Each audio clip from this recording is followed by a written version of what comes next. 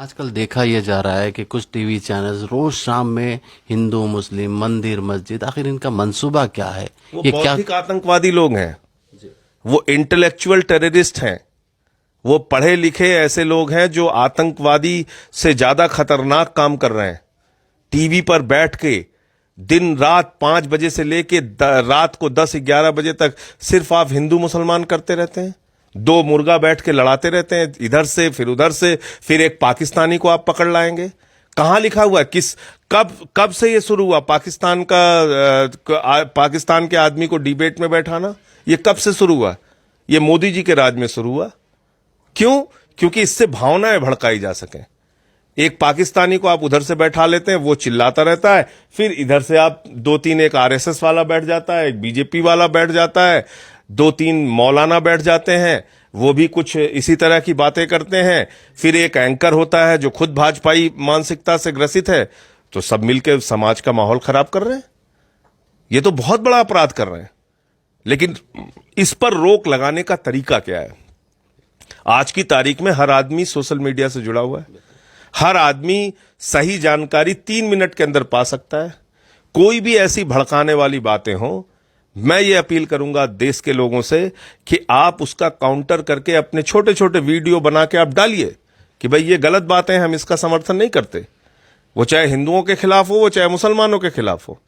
आपको सही बातें लोगों तक पहुंचाने का बहुत बड़ा माध्यम आज सोशल मीडिया है।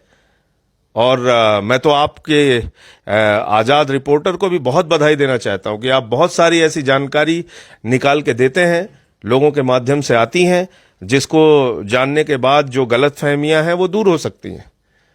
तो मैं तो ये कहूंगा कि आज जरूरत इस बात की है कि मुसलमानों का इतिहास देश के लोगों को बताया जाए, हिंदू भाइयों को बुला के बैठाल के, और मुस्लिम्स का क्या योगदान रहा है इस देश की आजादी के आंदोलन में या उसके पहले, ये हिस्ट्री समझाई जाए, बताई जाए, तो उनके दिमाग से गलतफहमी दूर होगी। क्योंकि आज बीजेपी और उससे जुड़े हुए लोग ये समझाने का काम करते हैं कि भाई ये लोग तो देशद्रोही हैं, ये तो पाकिस्तान जाना चाहते हैं, ये तो देश को तोड़ने वाले लोग हैं, इनका हिंदुस्तान से कोई लेना देना नहीं है। कौन से लोग ऐसी बात बोलते हैं? वो लोग बोलते हैं। आरएसएस ने 52 साल तक अपने नागपुर के मुख्यालय पर तिरंगा झंडा नहीं फहराया। ये हकीकत है। ये वो लोग हैं जिन्होंने 1942 के आंदोलन में अंग्रेजों का साथ दिया, और ये रिकॉर्डेड हिस्ट्री है, मैं पूरी जिम्मेदारी से बोल रहा हूं। डॉक्टर श्यामा प्रसाद मुखर्जी जी, जो जनसंघ के पहले अध्यक्ष हुए, बीजेपी से पहले जो जनसंघ थी उसी के बाद बीजेपी बनी, वो डॉक्टर श्यामा प्रसाद मुखर्जी जी बंगाल की गवर्नमेंट में फजलुल हक के साथ डेप्यूटी चीफ मिनिस्टर थे। आप बताइए कि जब कांग्रेस एक बैंड ऑर्गेनाइजेशन था पूरे देश के अंदर, जब 1942 में राष्ट्रपिता महात्मा गांधी के नेतृत्व में भारत छोड़ो आंदोलन चल रहा था, उस समय डॉक्टर श्यामा प्रसाद मुखर्जी बंगाल के डिप्टी चीफ मिनिस्टर क्यों बने हुए थे? वो सड़कों पर क्यों नहीं थे? वो आजादी के आंदोलन में क्यों नहीं थे? वो जेल क्यों नहीं गए? उन्होंने लाठियां क्यों नहीं खाई? उन्होंने अंग्रेज गवर्नर को चिट्ठी क्यों लिख कर दी कि 42 के आंदोलन को हम कुचलने में, इसको खत्म करने में आपका साथ देंगे? ये रिकॉर्डेड हिस्ट्री है। और वो लोग आपसे देशभक्ति का प्रमाण पत्र मांगते हैं। तो मुझे ये बहुत अजीब बातें लगती हैं।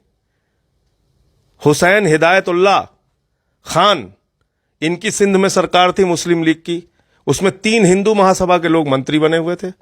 नॉर्थ वेस्ट फ्रंटियर में, जो उस समय हिंदुस्तान का हिस्सा था, वहां पे मुस्लिम लीग और हिंदू महासभा की सरकार साथ में थी। वहां पर मेहर चंद खन्ना और औरंगजेब खान की सरकार में फाइनेंस मिनिस्टर थे। तो ये लोग आपसे देशभक्ति का प्रमाण पत्र मांगते रहते दिन रात।